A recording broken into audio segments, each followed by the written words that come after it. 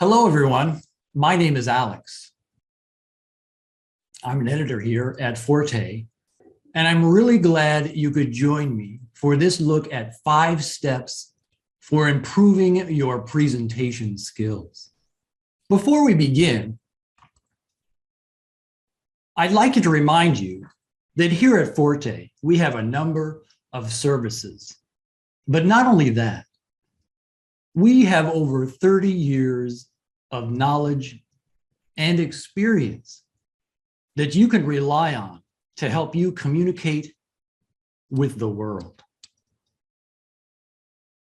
And with that in mind, here are the main topics I'll be covering. Number 1, understanding the purpose of presentations. Number 2, recognizing essential presentation skills. Number 3, preparing an effective presentation. Number 4, delivering a masterful presentation. And number 5, handling the Q&A session.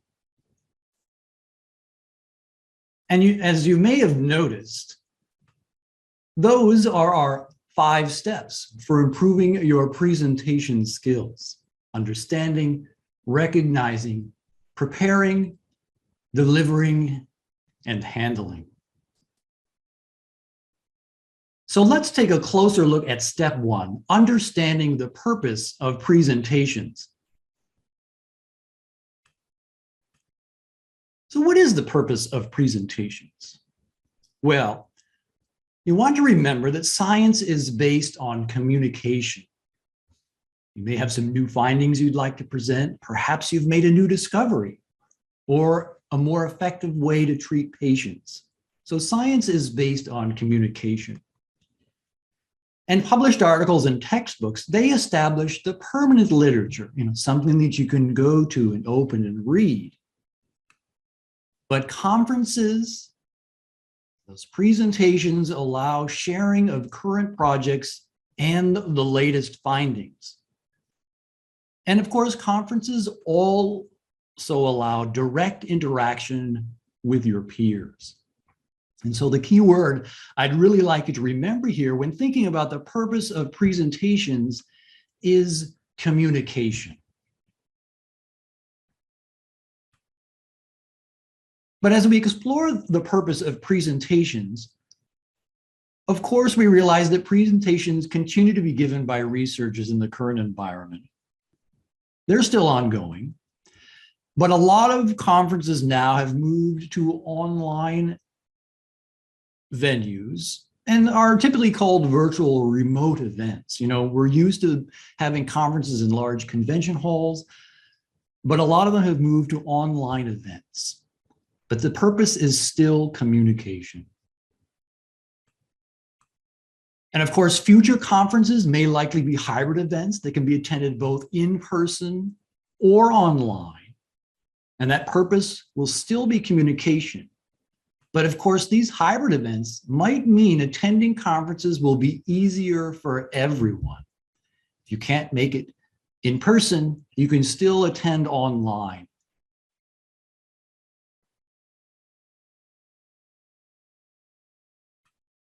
And so as we understand the purpose of presentations and communicating the science, let's take a look at step 2, which is recognizing essential presentation skills, because of whether you're presenting online or in person, these skills will be helpful. So what are some essential presentation skills? Well, first, before we talk about skills, we have to realize that presentations are stressful. I still get nervous before making a presentation, and they are stressful. And most people are afraid of speaking in front of an audience, whether it's a virtual audience or a real audience. But improving your presentation skills will increase your confidence. And the key word I'd like to point out here is confidence. The presentation skill that's essential for delivering a masterful presentation is confidence. And so let's take a moment, thinking about building confidence, and look at some skills related to content, what you're putting into your presentation. Of course, we need to understand the purpose of our presentation. Why are you giving your presentation? You have to be able to identify clear aims and outcomes through the findings that you're presenting, through the new discovery that you're presenting. You need to be able to use a straightforward and logical structure to your presentation.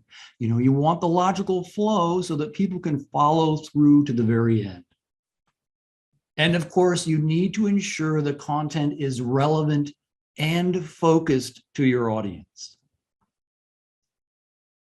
And so those are skills related to content.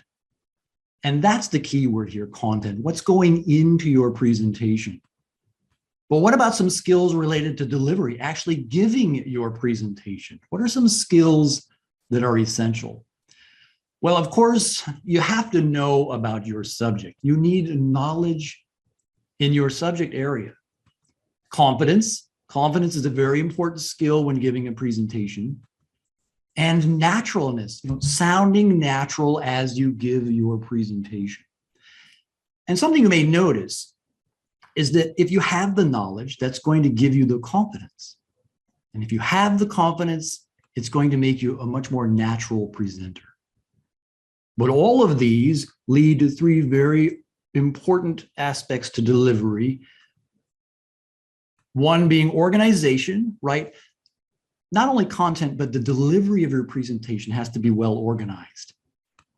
Clarity, right? The clarity in your presentation, in the way you're presenting material and the way you're speaking. Clarity is important.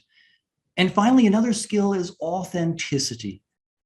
And really, this just means, how do you make the presentation your own? Can you put a little of your own style into the presentation?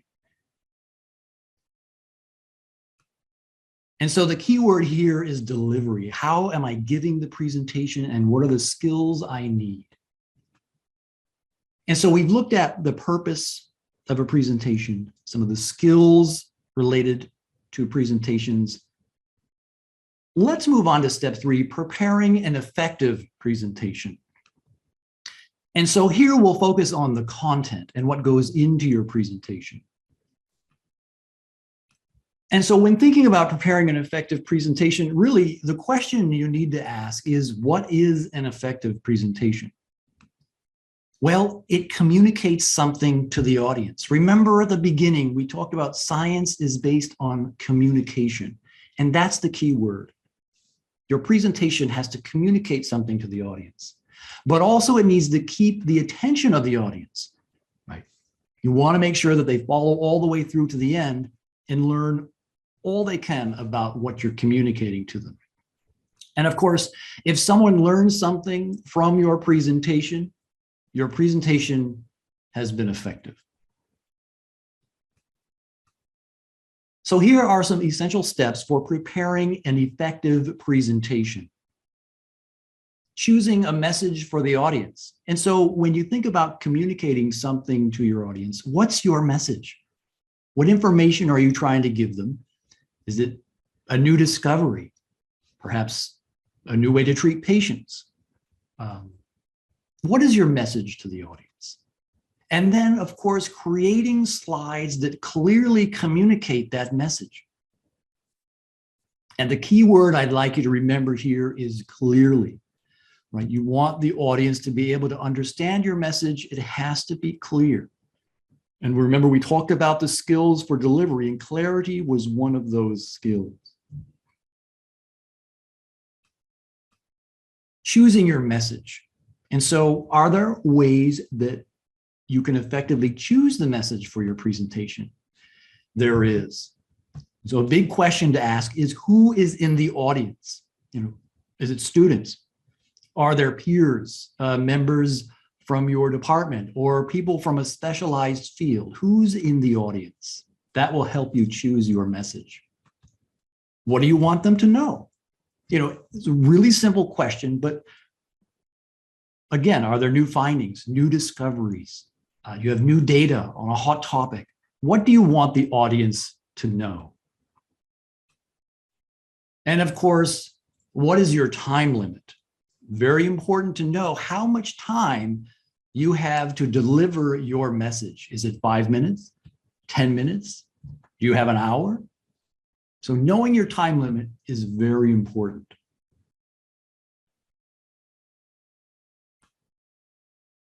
And of course, knowing your time limit means you've probably got to focus on the most important findings and the essential information, especially if you only have 5 or 10 minutes to talk about your message.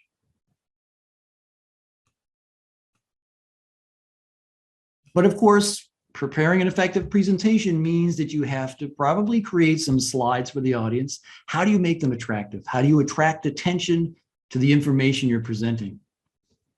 Well, remember, your slides establish a visual theme for the audience and keep their interest, keep their attention. And the look of your slides is a way to personalize your presentation and make your presentation unique. And remember earlier, we talked about the skills for delivering a presentation. And here, personalize your presentation is directly related to authenticity. How do you make the presentation yours? Can you put a little of your style into your presentation? And that's going to make it unique and keep the audience's interest throughout your presentation. A very important thing to consider when creating your slides is to use color wisely. Too much color can be distracting or even confusing for the audience. And also, strong colors, vibrant colors can make the text difficult to read and really make the audience tired.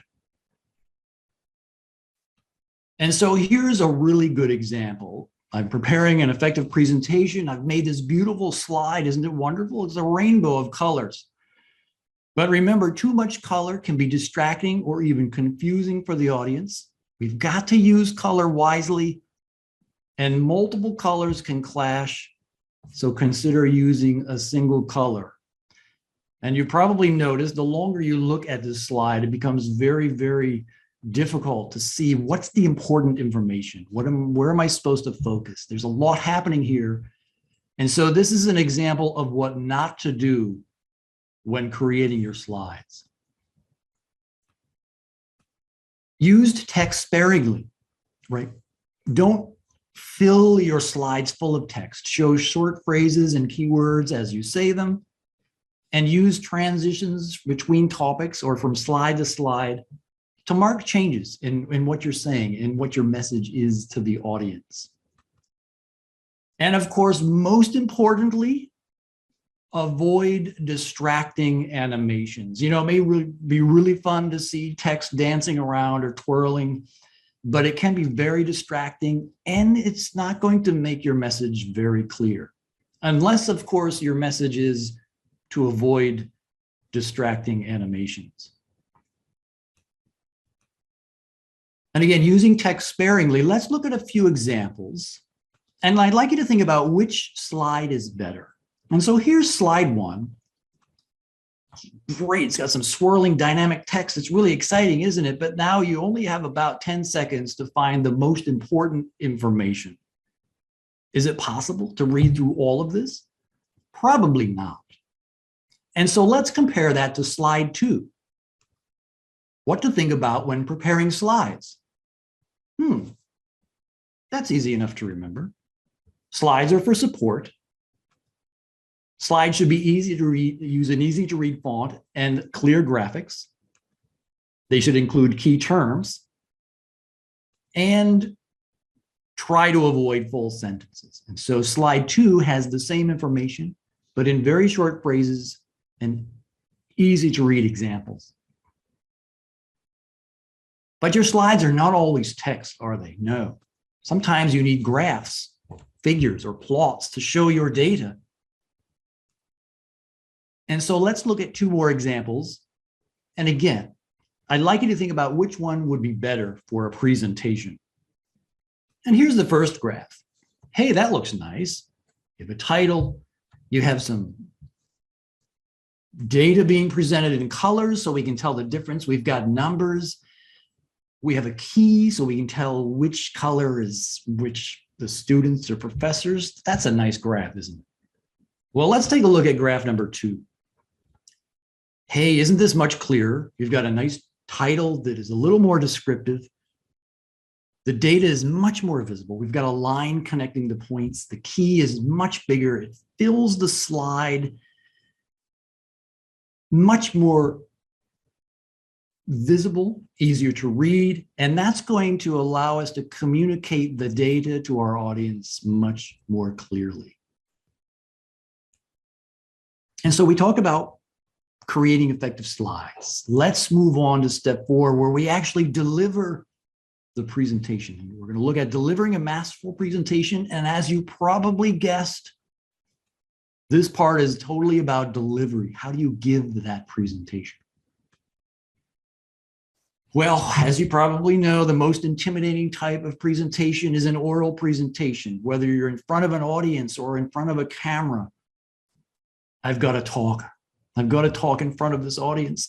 But remember, presenting is a skill, and a skill can be learned and improved through practice and training. And so you have to know your time limit. Part of delivering a masterful presentation is knowing how much time you have to present your message.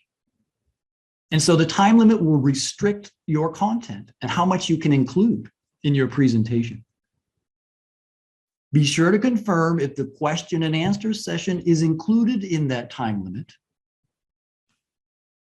And record yourself to determine how close you are to the time limit, but also to see yourself giving the presentation. Recording yourself is a very useful tool.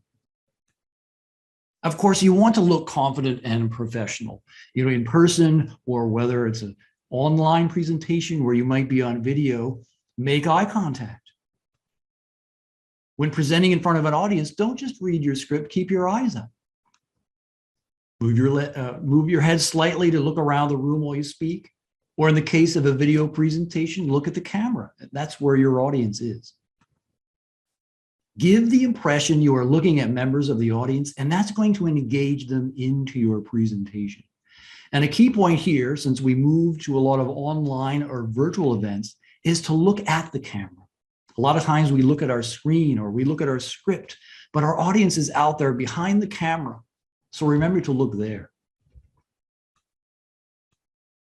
Incorporate small gestures to look confident and professional.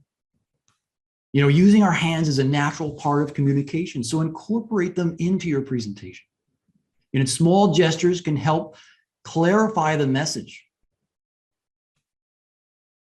And of course, gestures are a useful way for emphasizing important parts of what we say. The dynamics of your gestures can help convey important messages to your audience. What about video presentations? What if I'm not in front of live people, but there's a camera? Well, be sure to elevate your monitor for a natural posture. Try to look across to your camera, straight ahead rather than up or down. And you can elevate your camera with a stand or even a stack of books. Lighting is essential for video presentations, right? Your appearance, you want to look professional. And just like television, lighting helps you look clear and bright. And you can use a specialized lamp or just a regular light, but always consider lighting for your video presentations. Microphones, of course, often built-in microphones in our PCs or our laptops are not strong enough for a clear message. And right, science is based on communication. Clarity is important. An external microphone is really a good investment for video presentations. But perhaps most importantly is practicing effectively. It's a very big part of delivering a masterful presentation is practice. And so focus on improving your skills and not just surviving your presentation.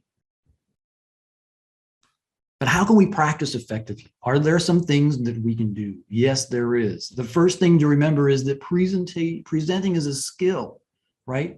And that means it can be learned and improved through training and practice. Remember, practice is more than just repetition. It's not doing the same thing every time, but using each practice session to get better and to make those improvements. And so remember, practice is essential. How to sound better. If you're practicing, how do you get better as you practice? Well, one thing, don't speak in monotone. Our voice tends to have a flat tone when reading, so avoid reading your script. And so as you see, as I read that, my voice sounded monotone, kind of like there's no change. And so raise and lower your tone of voice for a more natural, relaxed sound. And use stress to emphasize important words or phrases. There are a few other words to sound better, and one of them is pausing for the audience. Stop speaking briefly for effective transitions. And so pausing helps the audience learn important points. A pause is an interruption in what you're saying, and it draws the audience's attention in. And so pausing can emphasize what you said before or will say next. So one way to sound better as you practice and give your presentation is to include pauses. Of course, a really valuable resource for practicing effectively is online. There are numerous online resources to help you with pronunciation. You know, science is filled with very, very technical terms, long words, and difficult words to pronounce.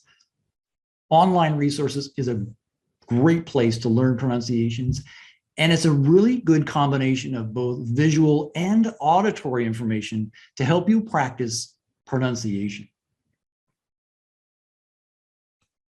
Well, how to look better, right? It's not just about speaking, it's about looking professional, looking confident. Well, pay attention to important behaviors as you practice. You know, do you maintain a good posture?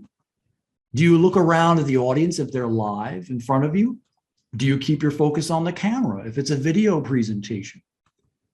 How often do you say extra words that aren't necessary, like or And if you notice problems as you practice, try to improve them through each session by focusing on them when you do practice. How to feel better, right? It's not just about the speaking and looking, but how do you feel better? How do you feel confident? Remember, confidence is one of our key words. Well, you can boost your own confidence with sufficient practice. You know, the more you practice, the more your confidence grows, and you'll feel better prepared. Not only that, but noticing improvements in your voice will actually help you feel more comfortable when speaking in front of the audience or to the audience behind the camera.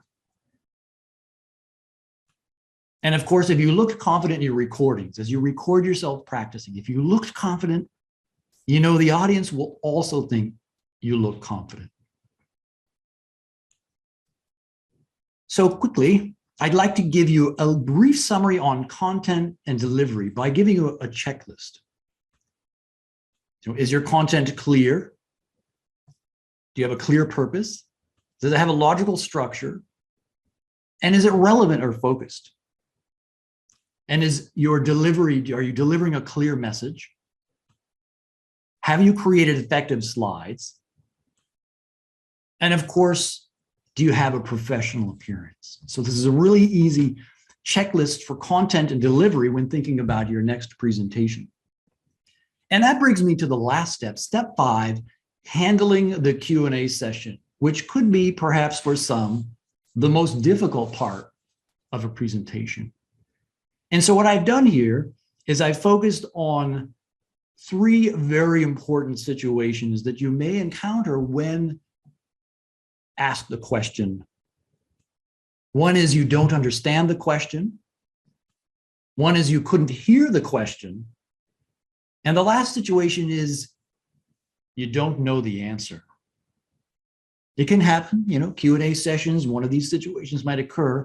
I'll give you some useful phrases that you can use to handle the Q&A session in one of these situations. What if you don't understand the question? Well, you could say something like, sorry, could you say that more slowly? Or, sorry, I didn't understand the question. Could you rephrase it?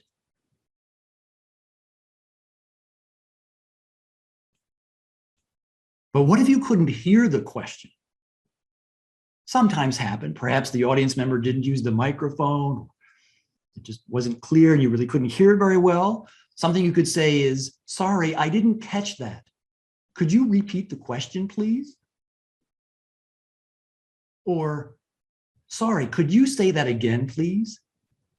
And that will help guide the audience member to repeat the question. And they may repeat it in a simpler manner, which will make it easier to hear. And the third situation, you don't know the answer. It happens sometimes. An audience member asks a question and you're like, oh no, I don't know the answer. What do I do? That's okay. Let me give you some phrases that you can use to help in this situation. Actually, I'm not sure. Can I get back to you? And that simply says to the audience member, I don't really know, and that you'll get back to them later when you do find the answer. Another option, if you don't know the answer, is, that's interesting. I don't know the answer, but I will find out. And again, that tells the audience member that you don't really know the answer, but you will find out and get in touch with them later.